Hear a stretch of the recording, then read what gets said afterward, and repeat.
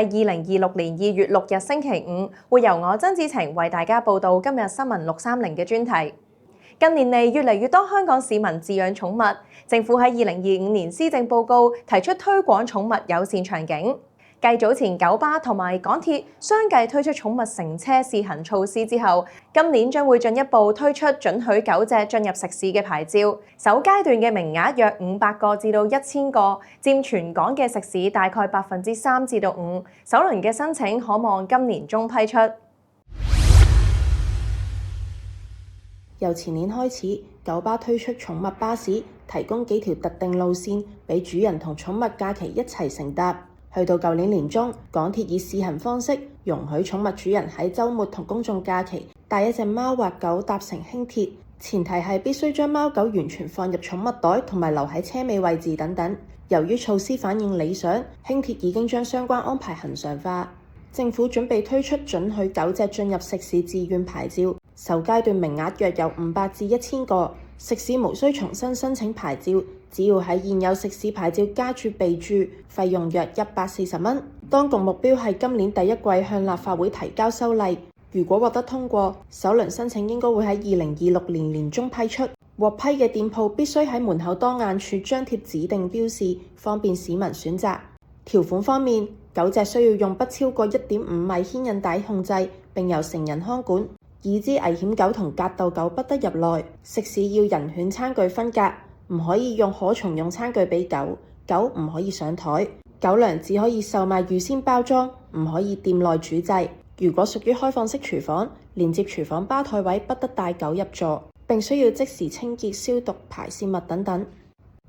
現時全港有超過24萬戶人有飼養貓狗等嘅寵物，總數有超過40萬隻，佔總住戶近1成，反映咗寵物經濟有巨大嘅潛力。唔少人更加視寵物為佢哋嘅家人，希望可以帶到愛犬一齊出街食嘢。寵物友善餐廳確實係有一定嘅需求，可以帶來龐大嘅商機。根據現行嘅食物業規例，禁止將狗隻帶入任何嘅食物業處所，違規者一經定罪，最高可以被罰款港幣1萬元，以及係監禁3個月。不過呢條法例係喺1994年制定，隨住市民對寵物友善餐廳嘅需求日益增加，法例亦都需要求新求變，同國際標準接軌。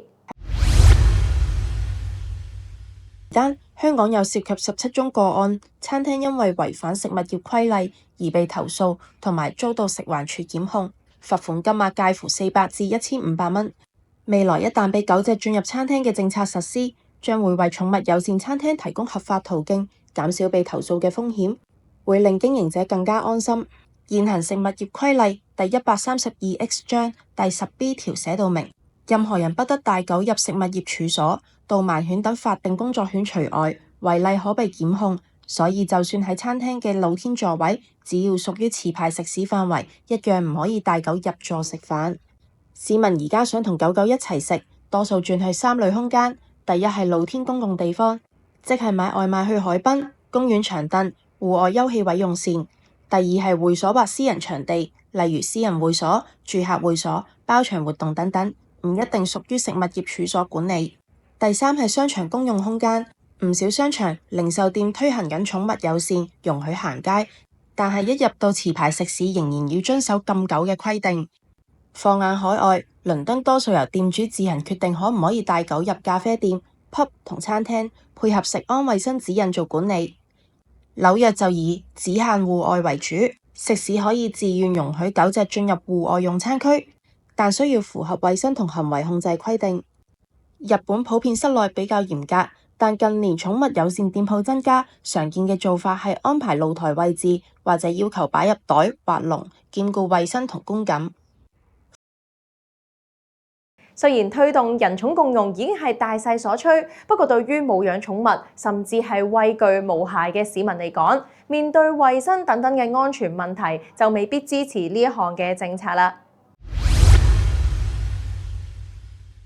放寬寵物犬進入食肆，店主考慮係咪要申請准狗入內牌照之前，需要諗清楚店鋪環境是否適合，餐桌安排空間是否充裕，寵物主人亦都需要遵守規則，管好愛犬，避免對其他人造成滋擾妨礙。另外，政府都要清楚列明細則，譬如狗隻大小同種類限制，唔准狗隻上餐台，唔可以使用餐廳可重用餐具等等衛生要求，亦唔接受火鍋店同烤肉店申請，唔可以喺餐桌上烹煮或者加熱食物等等。總之，政府草擬法例細則時必須清晰，避免等實施之後出現漏洞，帶嚟市民不必要嘅爭拗。以前未有呢個條例都唔係好多，可能10間得1間得咁咯。一半一半支持啦，因為唔係全部得啊嘛。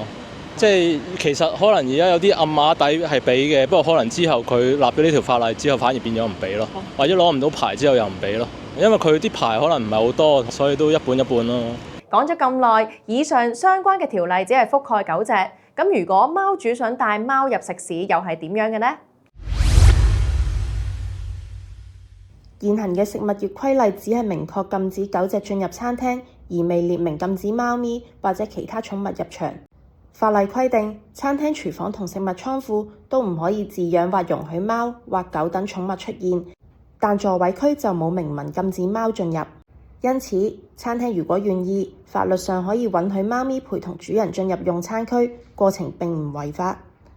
當然，政府積極推行寵物友善政策嘅同時，亦都要妥善咁兼顧各方嘅需要。寵物主人同餐廳店都要有責任心同埋公德心，自律要做好本分，唔好令到在場其他嘅食客有不安以及係受到滋擾。政府亦都必須加強公眾嘅宣傳，教育市民點樣做一個負責任嘅寵物主人。